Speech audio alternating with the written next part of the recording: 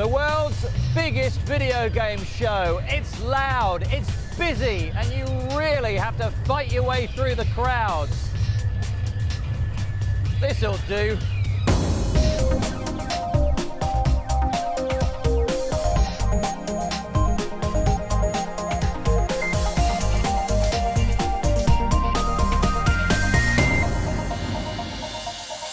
Welcome to Click, I'm Spencer Kelly and welcome to Los Angeles. Now for 1 week, every year the multi-billion-dollar video games industry descends on downtown LA to show the world its firepower. And it all happens there in the Los Angeles Convention Center.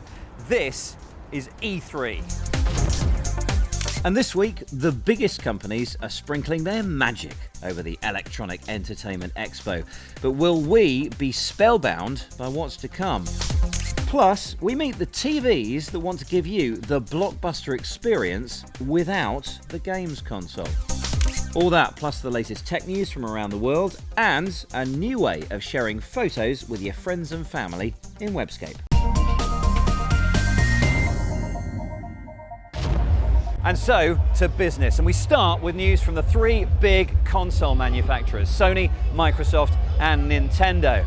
Now these three have been locked in a battle royale for the past few years, but while Sony's PS3 and Microsoft's Xbox 360 have proved popular with hardcore gamers, it's been the Nintendo Wii which has become the best-selling console of the current generation. But while these three prepare for a trip to Boot Hill, another showdown is fast approaching.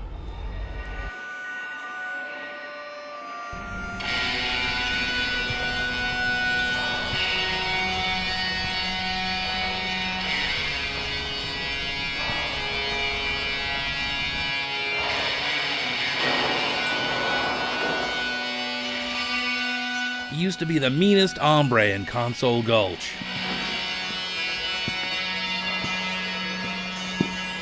He dominated this town for 2 generations.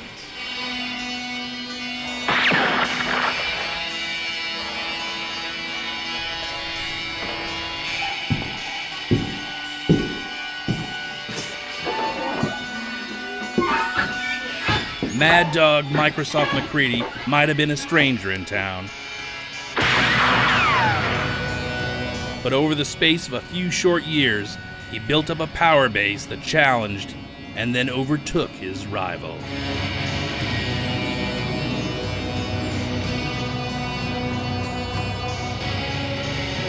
Now both have consoles, with the Xbox 360 and the PS3 that are getting long in the tooth.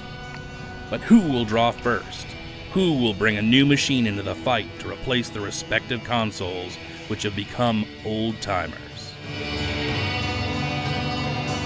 It's me, Mario!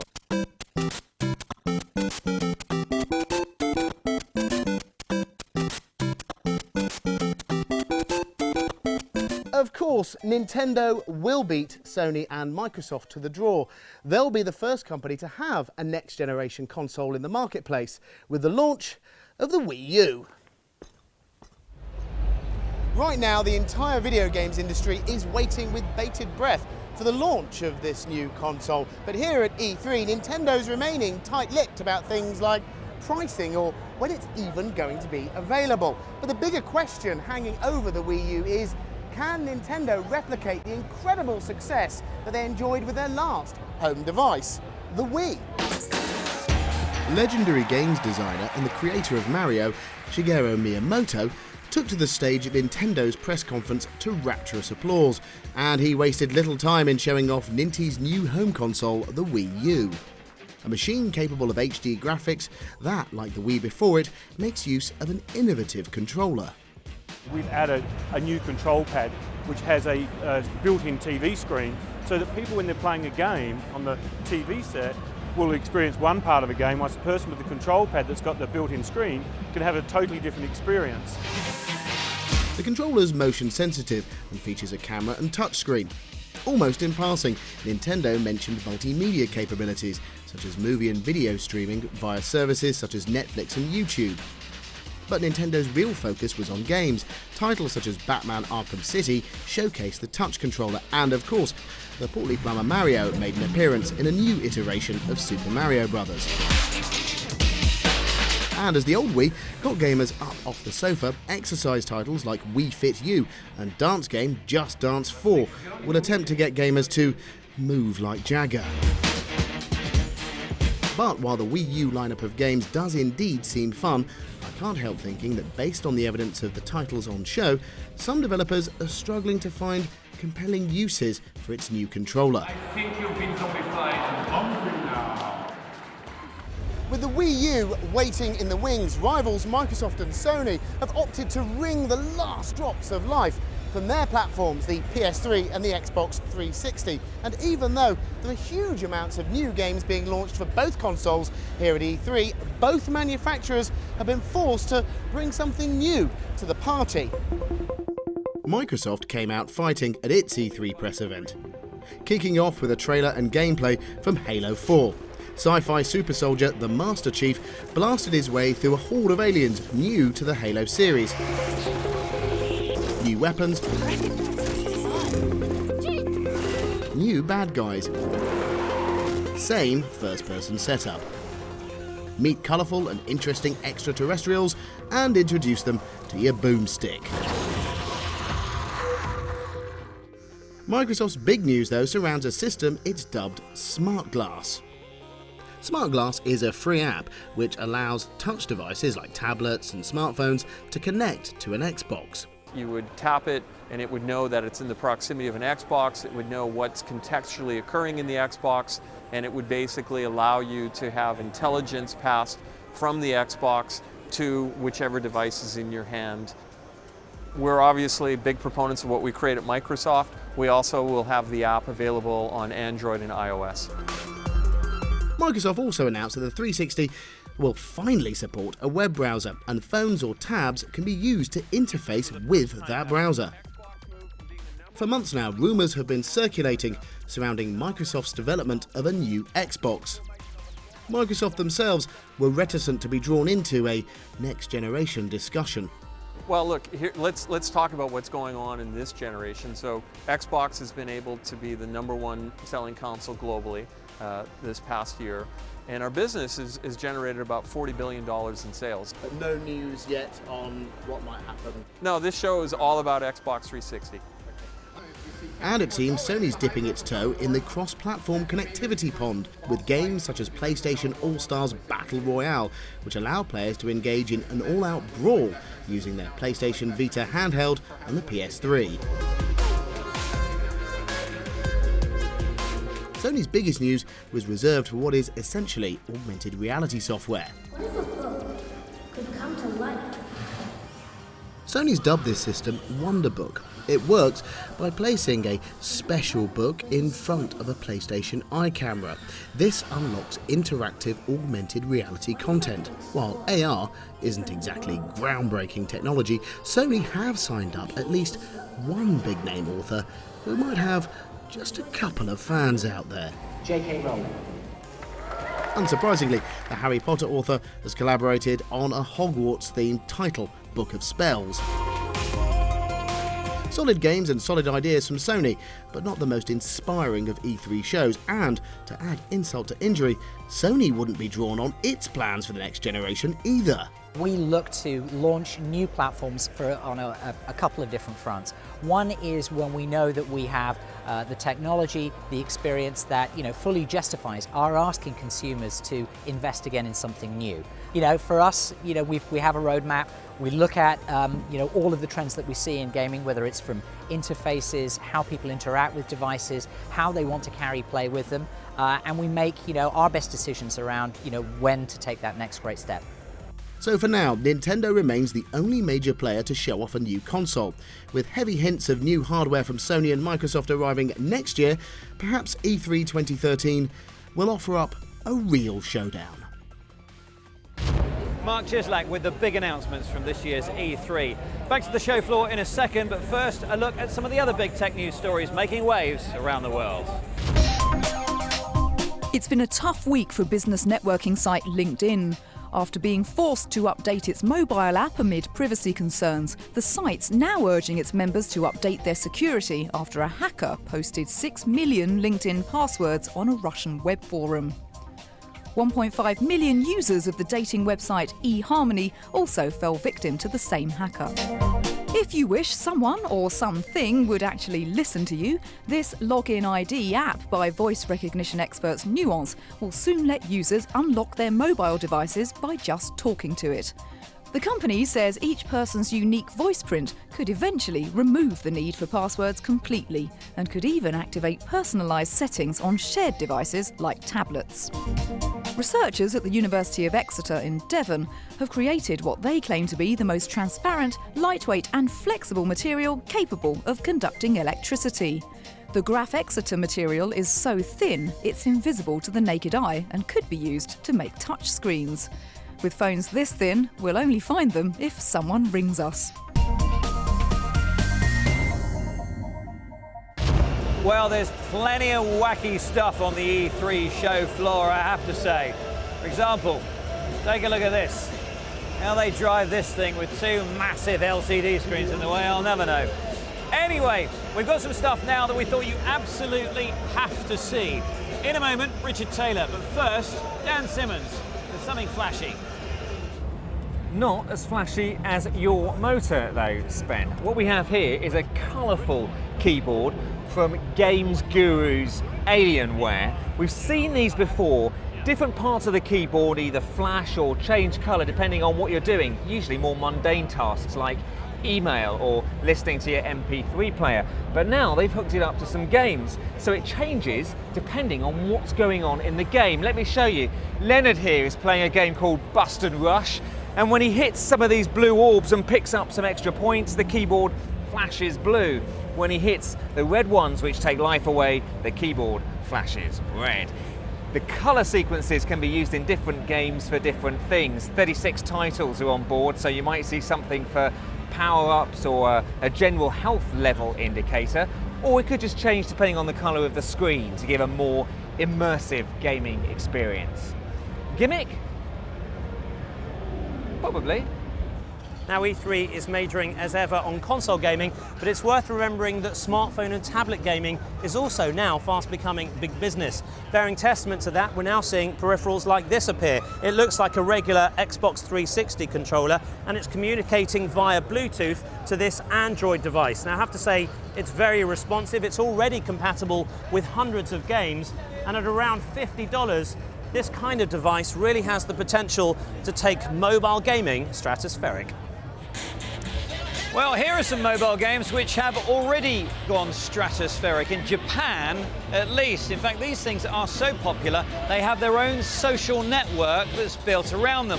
Now, that network is called Gree, and if you haven't heard of it yet, that's because it's only just starting to bust out of Japan and hit the rest of the world.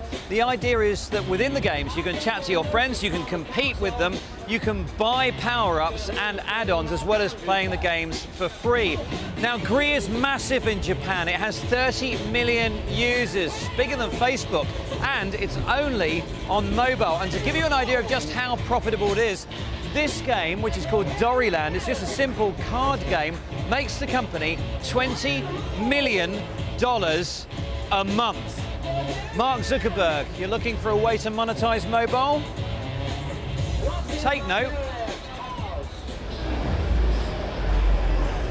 You know, Sonic the Hedgehog here reminds me of a different era in gaming, one where you would buy your games on disc or cartridge, or if you're old enough, cassette.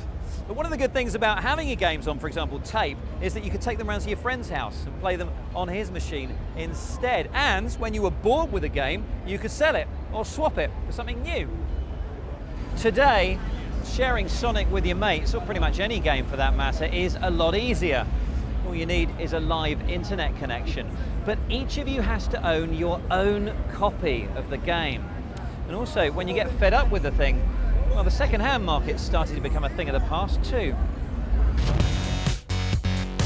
Familiar high street names that relied on not only new titles, but also the resale and renting of games have taken a big hit over the past year. Game, just one of the higher profile victims of a changing landscape. The marketplace for downloading games is growing quickly. The online market now accounts for a quarter of total spend on games. And companies like Steam, OnLive and Gaikai are now offering games to play instantly, streaming them without the need to download them first. These companies serve up blockbuster title games playable on multiple devices without the need for even a console.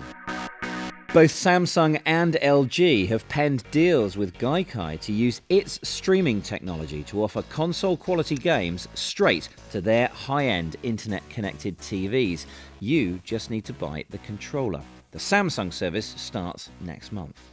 I think what frustrates me the most when I turn on a digital TV is seeing Netflix icons and Pandoras and things like that, and knowing the best of those industries are being presented, the best movies, the best music, but not the best video games. And so our simple goal has been, can we get these really big digital TV companies to put the best that the video game industry can deliver right beside the best movies and the best music, because then I think that the game industry truly gets its chance to compete. Much like the movie industry, top developers are still reluctant to release their latest blockbusters to stream from the day of release.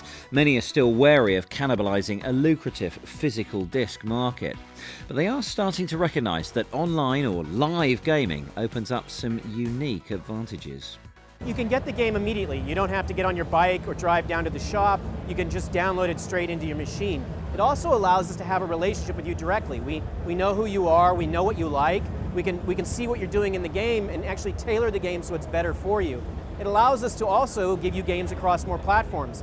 Gamers today are playing games on their smartphones, at work on their PC. They're also going home at night and in the living room putting it on the big screen TV off the console. I think the touch paper was just lit at this E3, so I really think you're going to see the curve hit now for cloud gaming, because we've managed to make the breakthroughs. We've got like nearly 40 publishers behind us now, and we have the biggest companies in the world actually putting ink on paper.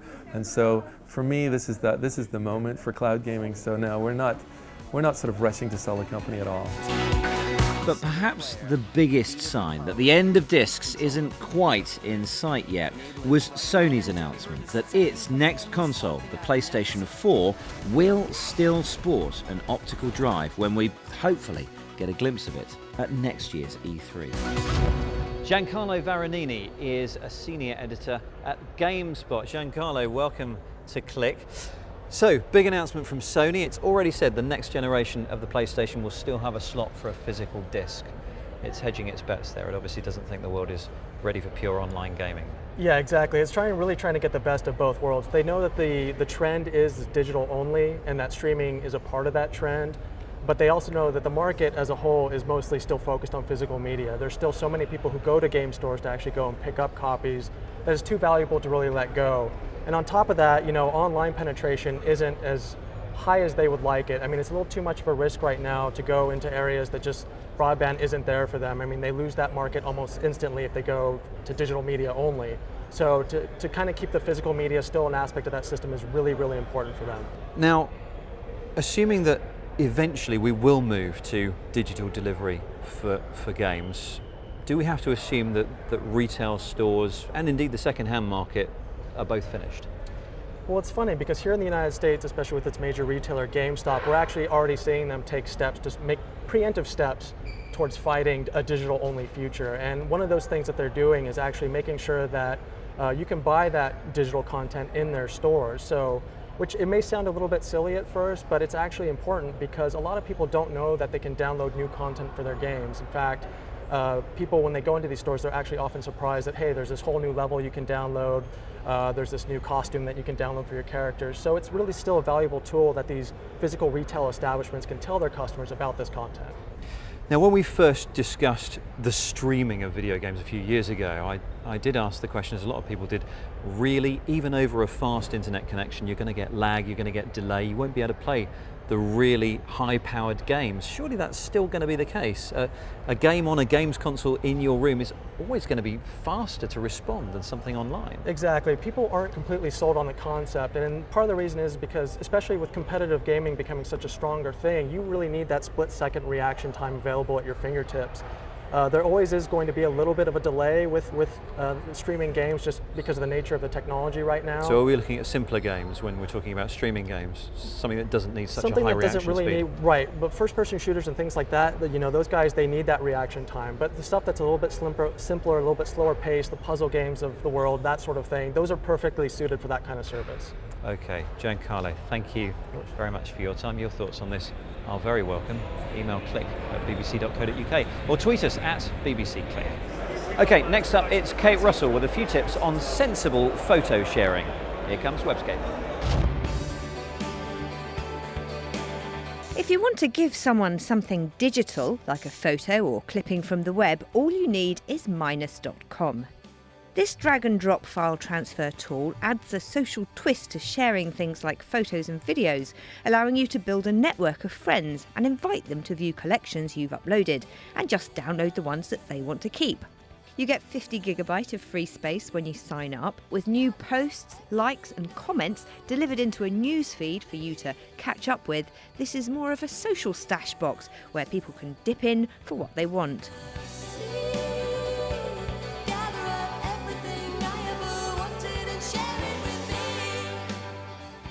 It is slightly annoying that the default option for any uploads that you make, like this dodgy looking crew in the Nevada desert, is set to public. You can change that though in the settings, and then all you need to do is send the link to whoever you want to be able to download it. Head to the toolbox to soup up the app as soon as you land. There's some really nice stuff in there, including a bookmarklet and browser plugins to make capturing information from the web or taking a screenshot very simple. The modest selection of mobile apps is made up for a little by seeing an Ubuntu option for the desktop version.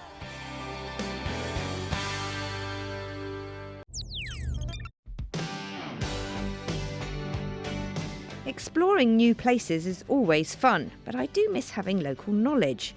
Point is a location-friendly app that can plug that knowledge gap, providing a personal concierge service with links to businesses, events, petrol stations, restaurants and movie theatres wherever you are.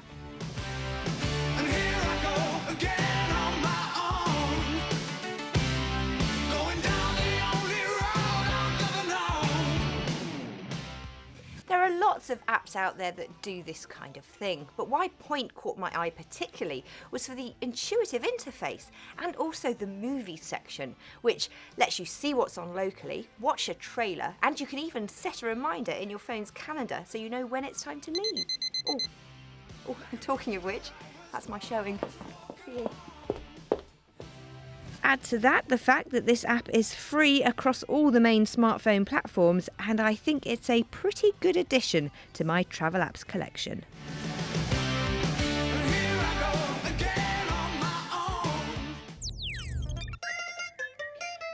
Euro 2012 dominates the sporting calendar this month, and you can get all the news, fixtures, results and stats from the official mobile app, available free across all the major smartphone platforms. If you just want to know when the next match is on, Thooz is a free app for iPhone, Android and Google TV that keeps tabs on all the latest sporting events, alerting you when it's time to tune in. And while you're waiting for kick-off, have a kick about yourself with Goal's Euro 2012 edition, a free game for iOS. And Android users can get stuck in with the latest release of Real Football, with updated player database and a new European Championship Teams mode. Here's on the wing, Kate Russell. And that is it from E3 for this year. That is not all, however, from Los Angeles. Next week, Click is back in LA to check out some of the other big tech stories here in California. In the meantime, you can follow us on our website at bbc.co.uk/click, and you can follow our behind-the-scenes antics on Twitter at @BBCClick. Thank you very much for watching, and we will see you next time.